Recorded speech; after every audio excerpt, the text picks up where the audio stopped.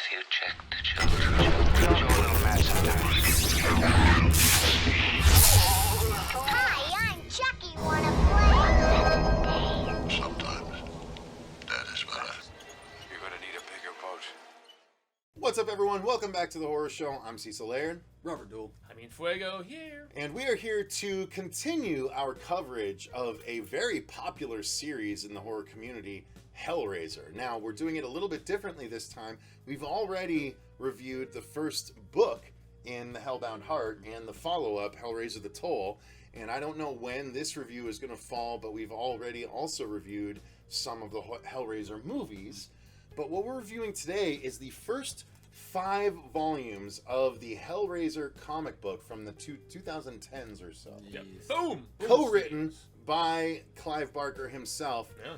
Now, this is something we actually have technically reviewed the first 2 volumes on the channel before. I reviewed 2 volumes, while you reviewed a couple volumes of The Dark Tower, I believe, in an episode. Which I'm going to return to on Hail sometime soon. So Indeed. Yeah. So if you want to start over from the beginning, feel free, just to make it a more cohesive thing. Yeah. I don't blame you at all. That was kind of before we had gotten into doing regular reviews. So today, instead of just the first 2, we're actually going to review the first 5 volumes of Clive Barker's Hellraiser. Now, this is stuff co-written by Clive Barker himself. So this is his input into the actual Hellraiser universe. And the reason this is so interesting is because it continues the story of Kirsty Cotton from the first 2 movies. And technically, one of the later movies, which you haven't gotten through on your rewatch yet. I see. But the first 2 movies are what this refers to.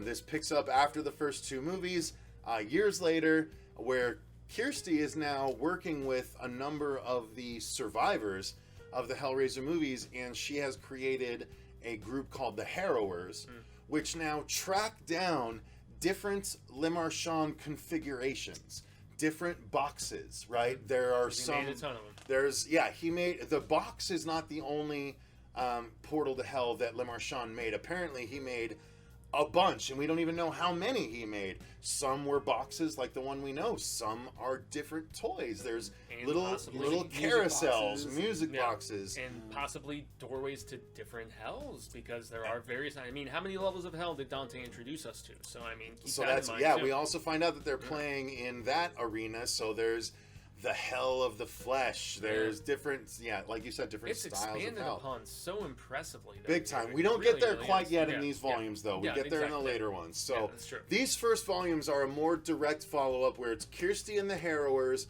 starting to take down the Lament configurations. Meanwhile, Pinhead himself is devising a plan of his own to escape hell, and sort of enact a plan on a bigger scale than we've seen in any of the Hellraiser movies. Yeah, but he's kind of just jaded with being the Hell Priest, the leader of the Cenobites and all this other stuff. Yeah, he's been doing it for long enough, and he's cognizant enough that, he wants a different challenge. And so Volume 1 is Pursuit of the Flesh. Exactly. And It's a fitting title. It is. Especially for what Pinhead is wanting to do.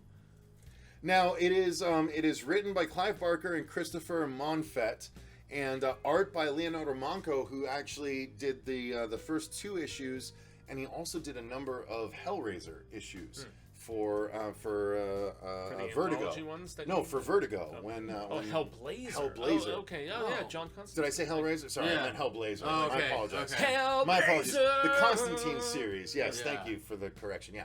Hellblazer, not Hellraiser. Sorry. So Leonardo Manco was on that, and then Stephen Thompson did the art for chapters 3 and 4 with colors from a number of different people, just so we give credit where credit's due on this one. And each of these are, 4 issues, right? Yes, each volume is 4 issues, and I'm not going to flip through them all because, quite frankly, the volumes are falling apart because Boom did a really shitty job of putting them together. But just so you guys see, it is a very... gory. adult and gory version of Hellraiser. People get torn apart. Such suffering. So, let's talk about the overall thoughts. Volumes 1 through 5 are interesting. I think it starts off, the first 2.5 volumes are a fantastic Hellraiser movie in and of themselves. but it gets way bigger than its britches need to be by Volume 5, in my opinion. Okay. That's my overall thoughts. I think it's still enjoyable, and because it's Clive involved, I think it is still enjoyable as an extension of the story, but it gets a little over the top by Volumes 4 and 5 for my tastes. Okay. Robert, your thoughts? I thoroughly enjoyed this series. Okay. And everything. I haven't actually read any of the expanded universe of Hellraiser prior to this. Mm-hmm. So being able to dive into this and getting to see more of what happened as a character. The art is dope. And then you have Really is. even other characters come in and everything like that. So we have like Harry Moore and shit like that. And You have Tiffany from the Tiffany, second movie. exactly, Return. Yeah, you get the really you get the, and I really the like labyrinth that. and the Leviathan Yeah, right here and in especially, Volume too, 1 from Part 2. The likeness for each character and everything, even for like Tiffany, she's still drawn as like a lookalike from or actor from Hellbound Hellraiser 2. That's so cool. Oh, When and he consults the organ of death. You know? Yeah, that I thought was hella cool right Yeah, there. there's some dope art in this. There man. is. And I also really like, just to like compliment what By all means. Robert was saying here, is I like the plight of that female Cenobite too. Yeah. And her relationship with him and her the female dissatisfaction is all I with could some kept calling her. satisfaction, And what happens with his what goes on intentions with her and stuff. later and everything. It's I don't think we fascinating. ever get a name for her, by the way. I don't know if we do either. But and here's then we here's have one the of the Chatterer, and then we have the So one of the female, interesting things is because it's a comic book, they take it different ways, and you get things like this, which is a collection of Cenobites that we've never seen before. Yes. So you get really, really cool stuff where you're like, what are those? You know, and it's like a centipede Cenobite and a honestly spider Cenobite, and there's just such cool stuff in these I volumes. want to real quick Yeah, I point want out. these in my own collection.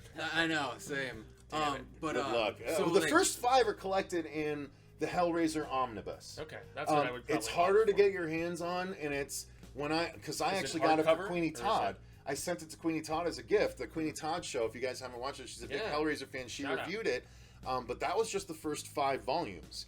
Then there's 5 volumes afterwards that are collected only in those discontinued collections that I sent with you they guys. didn't do So a second omnibus. no, it's gonna cost you guys some money to collect them, but I'm glad I did.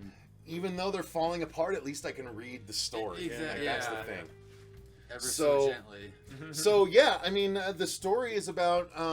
So the Harrowers, what they do is they seek out all these different lament configurations, all these different boxes, as it were. There's a carousel, there's a music box, all of these things which are portals to hell that Le Marchand created, and no one knows how many he created. And they're all survivors of previous encounters. Previous too. encounters with Hellraiser, or with Pinhead and the Cenobites. So they basically track down one of these portals and they destroy it. And when they try and destroy it, they have to fight the Cenobites that it calls.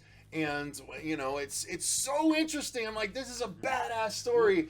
And then Pinhead, you know, the story continues, and Pinhead wants, you know, less to do with what he's been doing for a while. He wants a new challenge, as I said earlier. So Yeah. we get into Requiem, where we find out that he's trying to get back to being a human, and he does so. Yeah. Hence Successfully. the original title of Pursuit of Flesh. Right. He wants to return to the Look at this normal artwork, flesh of though. existence. Yeah, I like that one. That's such good artwork, man. So again, for Volume 2, let me make sure again that we're giving credit where credit's due. Art by Stephen Thompson. Oh, well, a couple of people. I'll just give There you go. credit where credit's due right there. But again, it's really interesting stuff because the Harrowers, you know, you find out more about them, and then people still get pulled apart. But say shit, what happens to all of them and everything Yeah. like that? Yeah. That was, Oh, yeah, that's right. They all become her They all little become her emissaries. Cenobites, yeah. Yeah, 'cause and that was part of the deal and everything. And yet they're still kind of cognizant, Oh, though, look in at- and so comparison. because this- most this of them right here, can't recall their this previous image lives. with Yeah. Kirsty walking out after destroying the box is such a poignant freaking image. I love that piece of artwork. It's so cool. But yeah, let me fast forward to her Cenobites. Oh, and we get, by the way, we And they're get used- appearances. So Kirsty makes her way back to hell and you see the blood dragon there, but this is all from Hellraiser 2, and you actually get to see him. Yeah, the guy that chases her down From the end of the first one. from the end of the first movie, Yeah. which The I always engineer. attributed to part 2. Yeah. Yeah. The engineer, which is there, and he chases her down again. It's such cool stuff, you guys. For Hellraiser fans, specifically the first 2.5 volumes. Yeah. I love. The back half of this first 5-volume story, I think really loses cluttered. itself. It gets cluttered. I It didn't gets really mind it so much. I mean, it definitely was trying to Terminator 2 the shit, and that's, I mean, especially where, you know, what is his name again after he's taken his human Elliot. form once Elliot more? Spencer. Elliot Spencer, yeah. Well, that was his original name when he was the army guy. But he in the joins war. up with that crew that is now led by The Tiffany. Harrowers, yeah. Exactly. That is now, it's a whole new crew of people at this particular But point. when he because does, we get he the does coolest thing, right?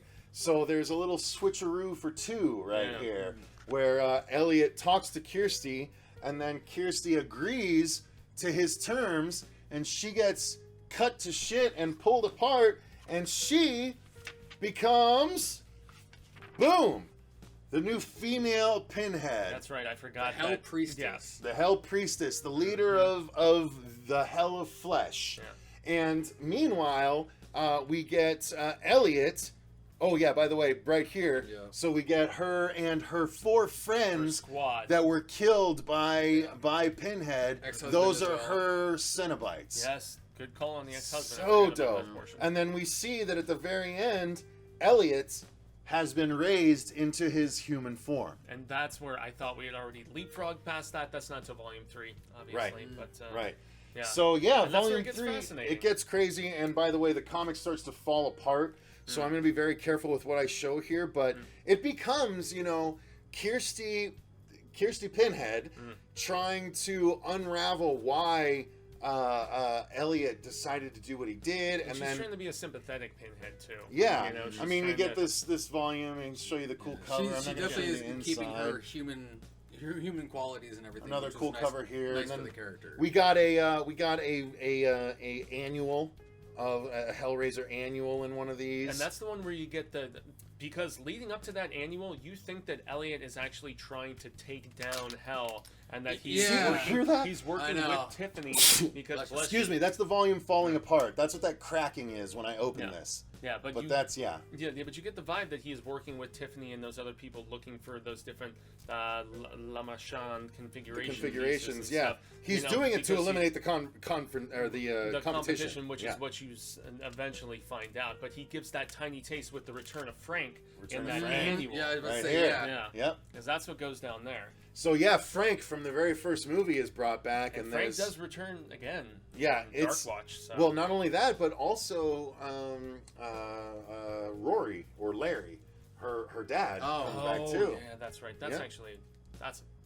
That's down the line. It's a sad, so, sad beat. but it's funny. The female Cenobite, she plays a big role in a lot of this because she's kind of the only one that still loves Pinhead, but is wants him willing back to there help. with her. But she's willing to help Kirsty in order to get things back to the way they were. So ultimately, you know, Elliot Spencer then- gets himself super powerful. Yeah. And And this, yeah, it's like cosmically cosmic trying to get there. powerful. Yeah. And then we have the introduction of Harry D'Amour. Yep. From Lord Yep, of Harry D'Amour from Lord of Illusions. Illusions comes Everville. into it. But at the very end, we see that literally Pinhead has made himself like Earth-size, like universe-sized threats.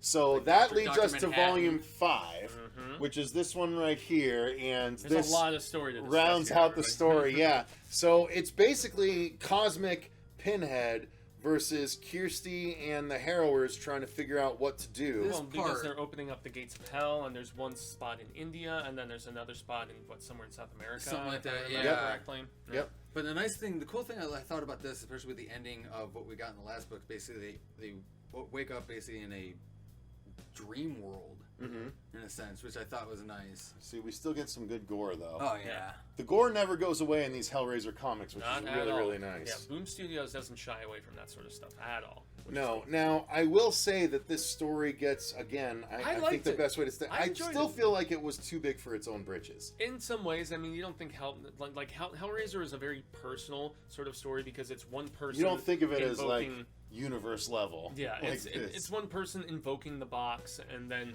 and they do kind of retread some of this stuff in the next volume as far as like opening up gates and things of that nature without getting too. Well, what happens when you destroy the boxes? Exactly. And, Yeah.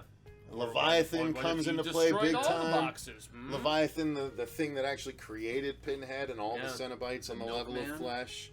So you actually get to delve into the character of that and the rivalry and the resentment, so to speak. It's crazy. It's a big crazy finale, and it does go. I don't want to reveal what actually happens, the artwork but isn't gorgeous. No, it really is. Fantastic. Yeah, the artwork's amazing. Great.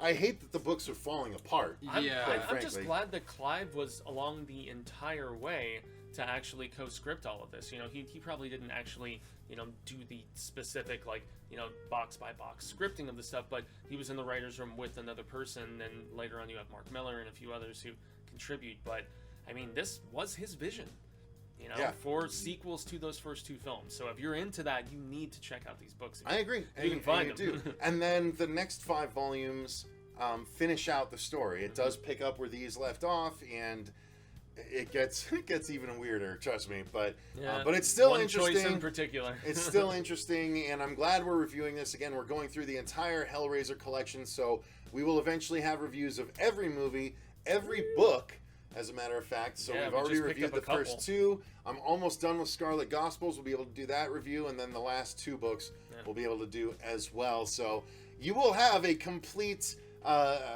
opinion on all the Hellraiser material by the time this is all said and done. So we like to be comprehensive. Big ass smorgasbord of shite. Indeed, and then we'll have to, of course, record a tier list ranking once we're all done of both books and movies. So oh my Lanta! Lots of stuff coming at you. If you guys enjoyed this video, let us know in the comments down below what you're most interested in about this comic series. If you knew about it, if you didn't know about it, let us know all of your thoughts in the comments down below. If you enjoyed the video, click the like button and subscribe to make sure you don't miss. We're going to review one more Hellraiser comics review. It's going to be the next and final 5 volumes of Hellraiser comics that we've gotten up until this point. So stay tuned. We are going to cover everything Pinhead here on the channel. So until next time, you guys, I've been Cecil Laird. Robert Duell. Gracias, Jaime and Fuego. And remember, stay scared. Yeah, good one. I wish we discussed things ahead of time. Sorry.